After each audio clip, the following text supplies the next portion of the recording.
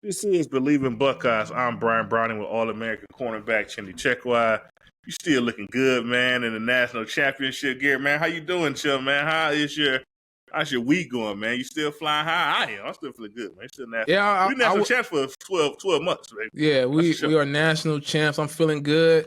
The only thing I don't know, I wouldn't say it's concerning, but the one thing that we got to look at is, we're losing all our coaches. Buckeyes losing all their coaches, man. Success leads to promotions, and those promotions are happening outside of Ohio State. So I guess the real question is, where do we go from here, right? Yeah, man, that's a good one. I mean, but I got it's funny, man. It's like, we've been trying to get to this hunt for so long, right? And then obviously we got to this hunt, and we all know we got all these seniors, right? We got all these seniors, these 4-5-year players, and we know that, it's a good chance that you lose a running back at Judkins. And, all these guys that came back, and they did it, right? They got all the way to the top. They did it. They checked the box. They achieved the ultimate goal of being national champions.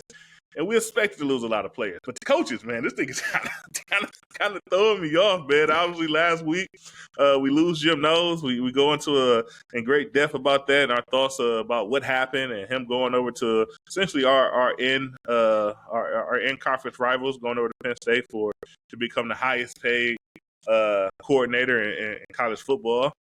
And this one was really surprising. I mean, because I figured Chip would leave, right? Because, he's a head coach guy, right? I mean, he's been doing it for a while. And you figure, eventually he'd get that itch. He'd want to do it again.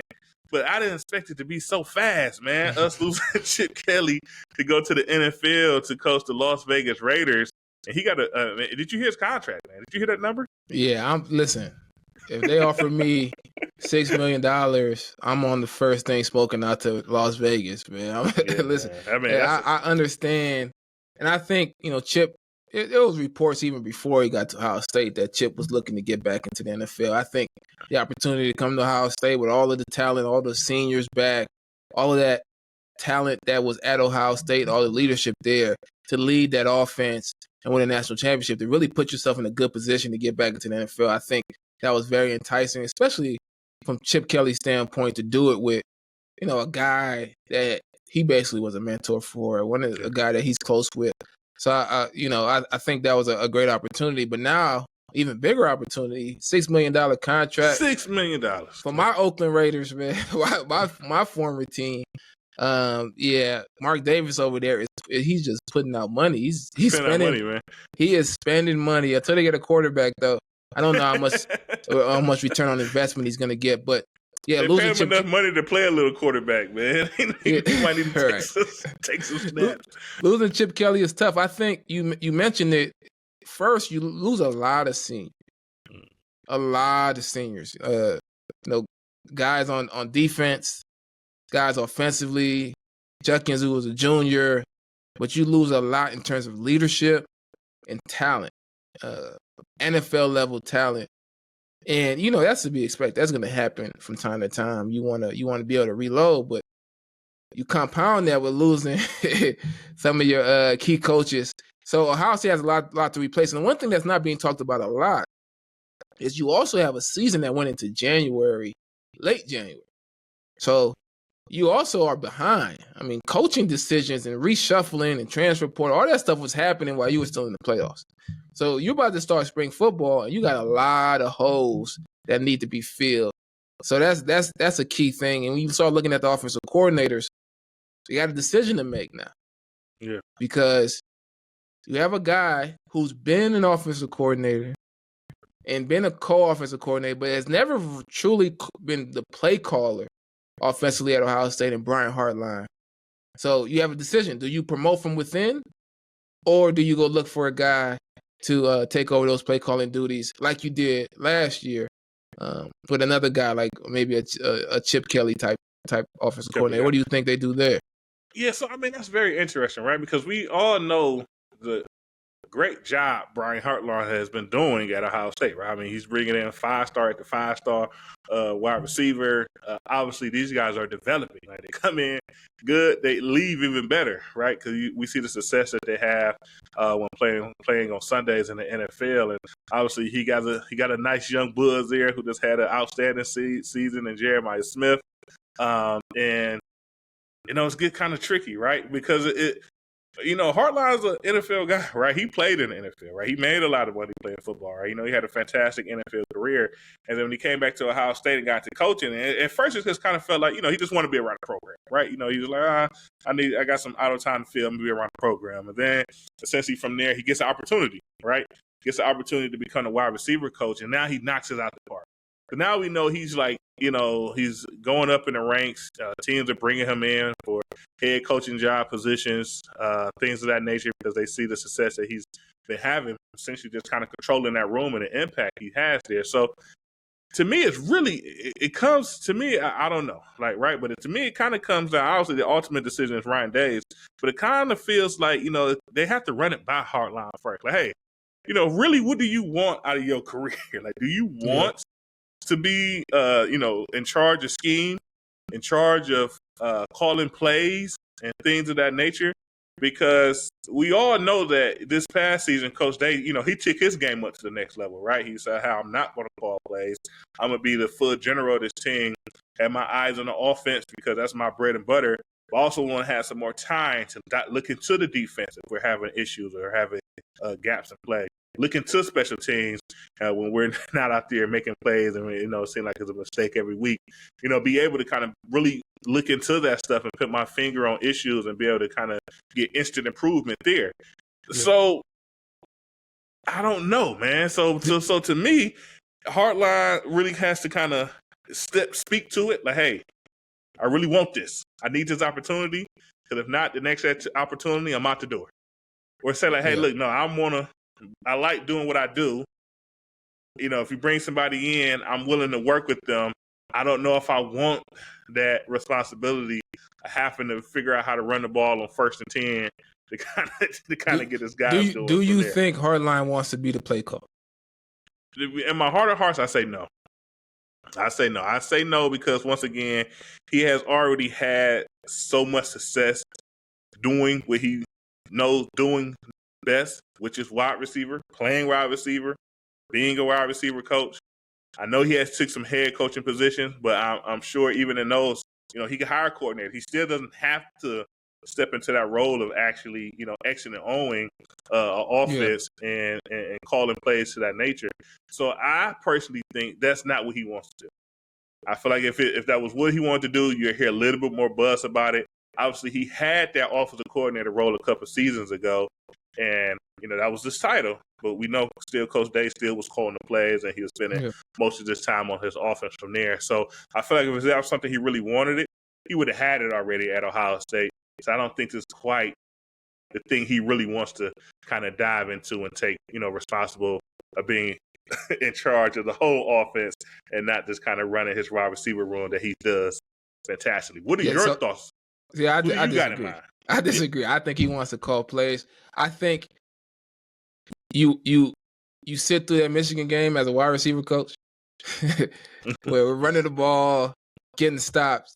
There, and as a former receiver, I think at some point you say, okay, I want the reins. I want to be the one who calls these plays in this type of game.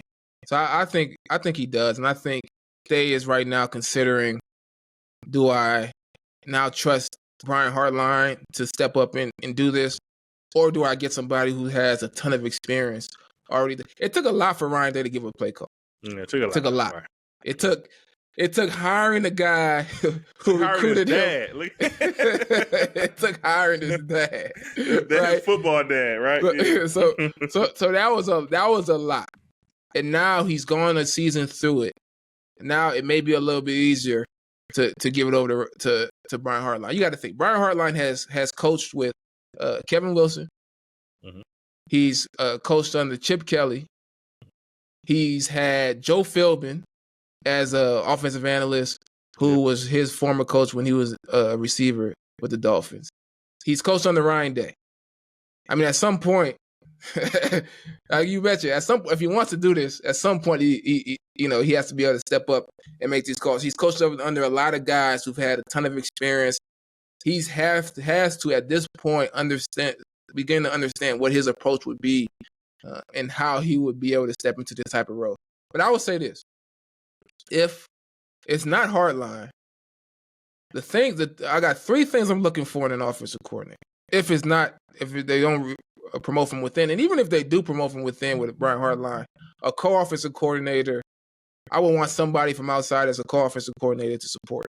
And the 3 things I'm looking for is, 1, experience. And when I say experience, I want head coaching experience. Or I want somebody who's been an offensive coordinator for a long time. Right? Maybe some NFL experience, some college experience, and has seen a lot. And the reason being, because I think it's a good contrast with a guy like Brian Hartline, who will still be a little bit new to this process. You want somebody who can complement that. A guy like Kevin Wilson, to me, comes to mind. Neil Brown, who was West Virginia's head coach, and some of these other guys. The other thing I'd be looking for is a guy who has more so that experience of managing the run game, being more that run game coordinator to balance out Ryan Day and Brian Hartline, who you would imagine. you would imagine. Yeah, imagine the scheme of some pass plays, right? Yeah, to support Coach Loughlin and really commanding that run. I thought Chip Kelly was great. One of the reasons why we thought Chip Kelly was great is because he was a guy who used to be an offensive line coach, a guy who's going to be real technical and really understand how to really take control of that run game, which was a little bit shaky in years prior, right? Yeah, right. Those are 2 things. And then the other thing I'm looking for is a guy who can help a young quarterback like a Julian Sand or, Lincoln Kingholz develop, right? So a guy who has some experience developing guys. So I got a list of offensive coordinators. Who you got, man? Yeah, man. Who you got on? I mean, you said Neil Brown. I like Kevin. Obviously, we had much success under Kevin Wilson. He left to be a head coach. Didn't work out. He got a little trouble with some. He got a little rumor. He got a little trouble with a little NIL stuff. Started making promises he couldn't keep. So he ended up losing that position. But he's available, and I think he fit here, right? He kind of came in and he took like you say, he had head coaching experience at Indiana, ton of offensive coordinator experience. But Neil Brown, he was just fired. West Virginia, like you stated, head coach position there. But West Virginia was very creative in how they did things offensively. Very creative. I love their run game, their running approach. And we got a West Virginia running back. We got a West Virginia running back who's going to be a Buckeye as well. So there's some continuity there. I like Marcus Arroyo, Arizona State's offensive coordinator.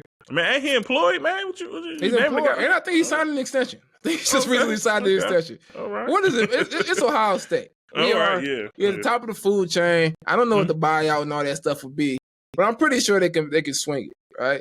There's a guy who used to be UNLV's head coach, used to be Oregon's offensive coordinator, he coached in the NFL.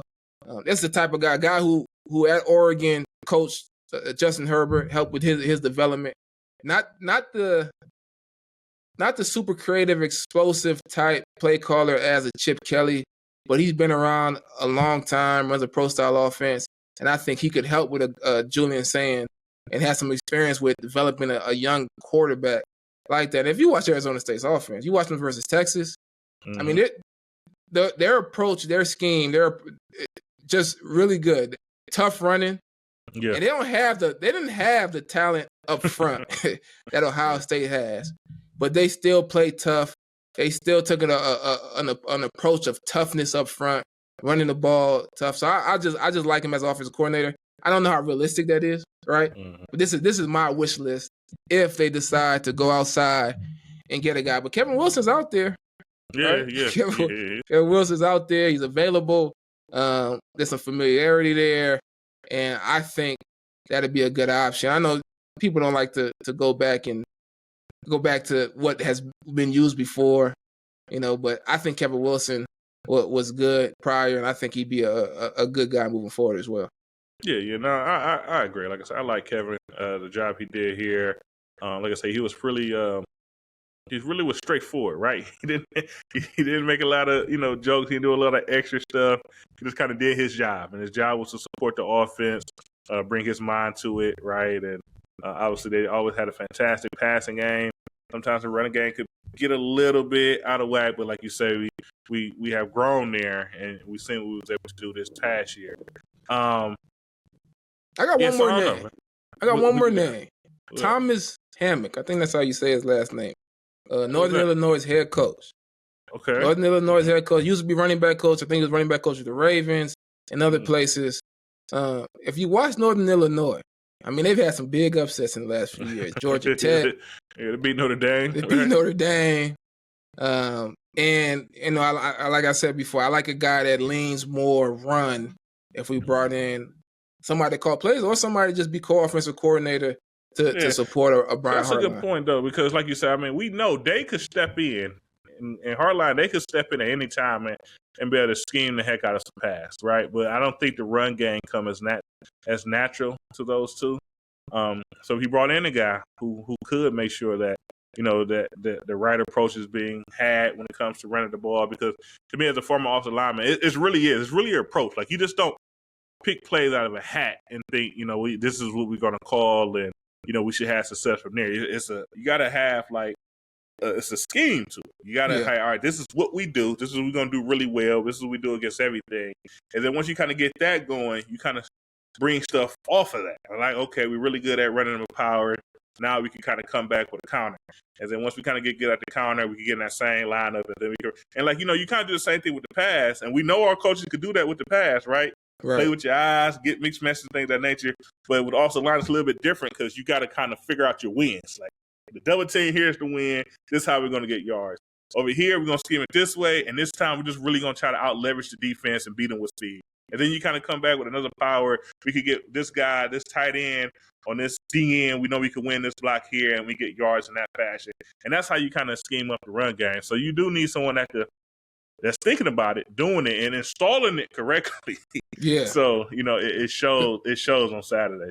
Yeah, and you want if you're going to keep your assistants that are there, you want somebody who's going to complement who you currently have intact. And, you know, we had some success last year that you want to keep, right? You want to hold on to somebody that success. So you want somebody who could collaborate with, you know, what's been working, what Ryan Day wants to do, but also can add that attention to detail from a run game standpoint and really from the way they sequence play calling and all those things to make sure that Ohio State continues to be effective. And considering that you got some new running backs, you got a new quarterback you got to break in basically, and you have some experience on the offensive line standpoint to really help that transition. So you're going to want a good run game to make it happen. Yeah. Well, I guess we need to talk about this as well. We're talking about losing coaches, right? We obviously lost our offensive line coach as well. Coach Fry went on to the NFL to coach the Arizona Cardinals. So he'll be back reunited with Paris Johnson out there in Arizona. I'm not going to say – now, the Chip Kelly news was very surprising.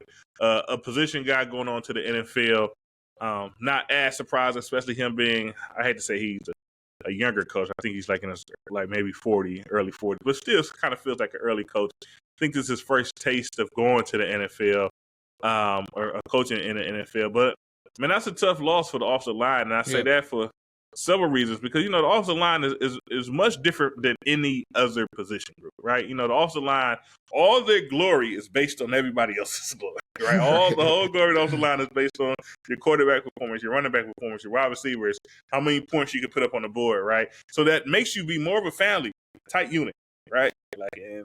And I know I really feel tough for the young guys who lost their position coach. You're looking at the Armstrong twins.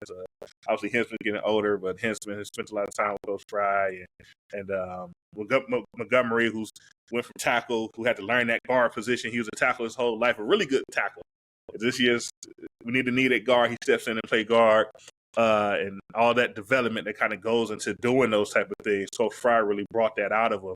Obviously, Coach Fry took some criticism, but I think it was a guy I always supported, just really watching his practices, right? How he ran practice, how in tune to detail he was about, you know, certain things, how to step, how to go about making contact, and how to go, you know, executing blocks to get you to the next level, things of that level. The criticism came in about, you know, not always knowing who we had at the second level kind of appeared. And like I said, couldn't quite figure out why, but was able to kind of get that fix this season once Seth was in there and Chip Kelly stepped in from there. But now they kind of had to start over, right? They had to bring in a new offensive line coach to kind of put their arms around the young guys. You got a couple transfers coming in and to play those tackle positions. That'll be in competition there. Not won't affect them as much, right? Because it was expecting a new coach. They just lost a guy they thought was there. But really feel for some of those younger guys that Coach Fry kind of helped develop, who's now, you know, they had to learn a new coach and build that bond with someone else to kind become that unit that they want to be. Yeah, I think that's going to be another big hire just in terms of recruiting, one. And, Fry did a good job of, with all of the shuffle, injuries, different things, continuing to develop players and having guys ready to go. You want another guy who can do a good job of player development. But another thing he took criticism for was just losing recruits. And I don't know how much of that is on the position coach, how much of it is on NIL. Like, there's a lot of factors in today's college football when it comes to closing recruiting. But I also think they did a good job of identifying, transfer portal guys and scouting in that way. So, yeah, that's going to be a big position to fill. Another big position, obviously, is on the defensive side. Mm-hmm. With the defensive coordinator losing Jim Knowles to Penn State, there's been some talk, some speculation that the coordinator currently out of Pittsburgh, Randy Bates, is going to be the defensive coordinator. So similar to offense, the things I want to see from a defensive coordinator, if they don't promote from within, again, not necessarily a guy with head coaching experience, but a guy who's been around football for a long time, a guy who's been calling plays for a long time, a guy who understands their approach to identifying tendencies, game planning, all those things, to keep some continuity there, because essentially that's what Jim Knowles was, right? He was kind of that head coach of the defense, or something similar. And just like on offense, even more so on defense, we got some really good position coaches. Really good position. A lot of experience. And they found something last year that was successful. So I don't need a guy who will come in and fully change a defense or create his own thing. I want a guy who can facilitate some collaboration so that we can be in the best defense possible. If what Ryan Day says is true and how he feels about Matt Guerrieri, Tim Walton has been a great position coach for a long time. We already know about Larry Johnson's career, right? So we need a guy who can take what these guys already know and can implement some of that, but also be able to do it in a way to take over that play calling. So, defensive coordinator is going to be important. Randy Bates specifically, I want to talk specifically about him. He's a former Buckeye too. Got to throw that out there, right? Former Buckeye. Guy graduated from Ohio State, which, usually when you graduate from Ohio State, if you've been a defensive coordinator for a long time, the best job for you is Ohio State defensive coordinator. So that's a plus. A guy who coached at Northwestern as linebacker coach for, I think, about 11 seasons before he took the coordinator job at Pitt. He's running their head coach's defense, which isn't too different than what they ran at Northwestern, a 4-3, 4-2-5 defense, quarters coverage, mixing in some fire zones with 3D coverages.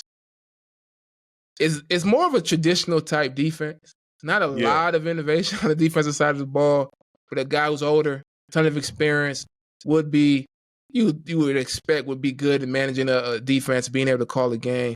To me, I would say it would be likely, if I was to compare, be a little bit of a step down from Jim Knowles, but you wouldn't have the, I guess, the clash of philosophies between his defense and what Larry Johnson would want to do. It'd be more of the same. So that's interesting. I think one of the Pitt staples is running those fire zone defenses where they run the zone blitz and play 3D and have two underneath guys. So the thing about fire zone coverage is usually in fire zone, instead of having 4 guys underneath, you're sending an extra blitzer. So you have 3 guys underneath to cover all the curls and those things, and you have 3 guys deep.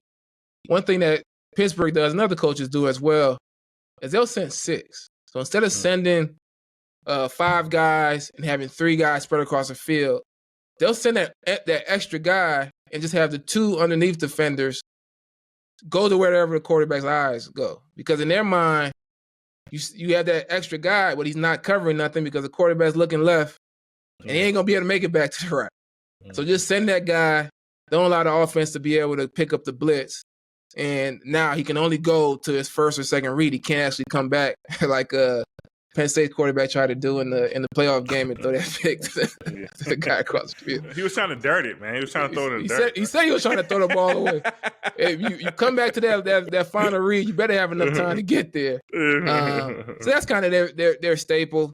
Nothing truly revolutionary there, but if you watch Pittsburgh play Syracuse, they hit McCord with a ton of fire zones, and then when they didn't bring it, McCord thought it was a pick six. So, you could see, the way they confuse the quarterback. But one thing he focuses on is really stopping the run, and I think that complements a guy like Matt Guerrieri and Tim Walton and what they do, really managing that pass game and the coordination there. So we'll see what Ohio State does defensively. Yeah. I mean, we'll see. I mean, obviously, like I said, I think if Bates is the guy, right? I mean, like I said, I think last episode, you guys watch it, we kind of dive into it, give more names, we discuss our coaches a little bit more, a little bit of their history and all the things that they've done. Because, I think we kind of just discovered, Coach Walton has, several coordinator positions and things of that nature. So we kind of got to dive into that a little bit. But like I said, if we're going to get a guy from outside, we have to make sure that, we don't want to shake up things internally. So if you got a good staff there. So if you decide to go outside, make sure you communicate it. I think you gave a hint. You gave everybody a little bit of a bonus, right? To bring this guy in, whoever you decide to do.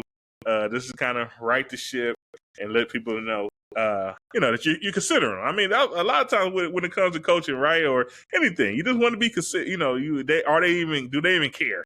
Do they even care what I care about, right? So that would be a great way to show it. You bring in a guy, like you say, with a ton of experience to kind of keep things going in that direction as well.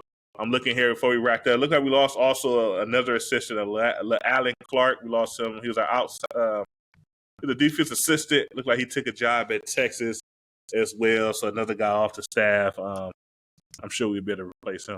But so one quick thing though, what I don't want to lose defensively is some of what we did from a coverage standpoint post Oregon game. We saw, I talked about what Pittsburgh does with the zone blitz and the 3D. One thing we did this past season is we ran some of those zone blitzes with kind of cover two behind it, these trap coverages where the quarterbacks, they thought it was 3D, but you have the corners on the outside trapping everything in a cover two, and you had some delayed blitzes with Cody Simon and Sonny Styles where, we played Indiana, quarterback doesn't know what he's looking at, and then boom, he's getting hit in the face. That worked for us. That worked for the guys we have. So I would want from Ryan Day to say, okay, this is what we were good at last year. This stuff was successful. If I bring a guy from outside, I want a guy who has a lot of experience, who's seen everything. I've seen everything. So I can handle anything at this point. And I would like for the assistants that are there to say, look, this is what our guys are good at. This is what has been effective. Let's add this to the arsenal. And these are more tools in the toolbox to do play calling. I don't want a guy to just come in with just the stuff that he does and call those plays. Because to me, if you want to do that, you might as well let him bring all his assistants in too, right? You got some guys that exist who are talented, who can help with collaboratively with creating the defense that's most effective. And you found that last year, and you won a national championship. Let's keep some of that, and then let's let Ryan Day from that experience be able to have that input and bring a guy in that can collaboratively come together and make sure that stuff is done in the right way. So I trust him. Yeah. Right? You won a national championship. I trust Day to take us home and continue on the success. Yeah. But I'm so what you're saying is, if that's the lesson that was learned. If it's not broke, don't try to fix it, right? Type of situation with the coach. And I think we understand it because obviously, this season's gonna be a big year, right? We're the defending national champions, man. So we always got a bullseye on our back, but that bullseye is gonna be even bigger next year. And we lost some guys, we lost some players, we lost some coaches, but we still got our head guy and Coach Day, who's it's year 2 in that general role of managing the entire team and overlooking things and fixing things as needed on a week-to-week basis and not on a year-to-year basis. So we expect that to kind of keep rolling. As you know, this follow us here and lock in at us as things are announced and decisions are made regarding coaches, any shake-up in the roster, things of that nature. We'll be bringing you the news there. Obviously, this week, we got the Super Bowl, man. You got to check out Bet Online, right? Place your bets on the Super Bowl. Who you going with, Tim? You got Chiefs, Eagles. Who you taking? I'm going with the Eagles. Only because Eagles. I don't want the Chiefs to win. I just don't want the Chiefs to win again. You don't want the Chiefs to win? It's funny, I don't man. want the Chiefs to win. I say I don't want the Chiefs to win. I'm kind of feeling that. But I really think, like, because with the Super Bowl, like, the Browns is never in it, right? So usually I start watching the games and my feelings will tell me who I'm rooting for seriously. Yeah. And I feel like my feelings are going to tell me I'm rooting for the Chiefs. Something about it, man. I don't know, man. I think I want to see the three-peat.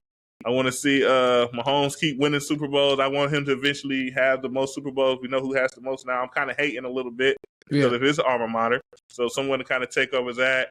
I don't know. So I'm going to say with my mouth I want the Eagles to win, but I don't know. I got to urge that the Chief Nation is going to call my name, and I would want to see Mahomes do it again. I wanted Bills Mafia to get one. I wanted Bills Mafia to get one. They lost. I don't care about Bills Mafia that much, man. I'll be honest, man. I want to see the Ravens kind of do something, but no, I don't really care about Bills Mafia and their the Chiefs are a rival to the Raiders, man. So I'm off the Chiefs. I'm sorry, I'm off the Chiefs. I don't know, man. Then you got Kelsey there, right? He's from Cleveland. He's from Cleveland Heights. You know, so he always put on for the city. So it's always like a little bit of love there, man, to kind of see them keep having success, man. So I don't know, man. But yeah, check out Bet Online if you're placing bets to make the game the most interesting as possible. I'm definitely gonna tune in and see that halftime show, man. Got to see what Kendrick's gonna bring to the table. I'm sure it's gonna be entertaining. Wow. Yeah, man. But yeah, man. Anyway, that's our show for today. Follow us on all platforms: YouTube, Spotify, Apple, wherever you listen to your podcast. Tune in to us. We'll be bringing all the off-season news. Now that there's finally no more games, we was locked in for the whole season. Finally, no more games, and now we're talking about the off-season. And it's funny, we go week to week with nothing to talk about. But it's Buckeye Nation. Stuff just comes up, and then we get we have a whole show on it, man. And that's wonderful. We love it. But that's why we do it. So we end our show like we always do with a nice OH. Ayo. Go Bucks. Catch you guys here soon. Go Bucks. National champs. Champs.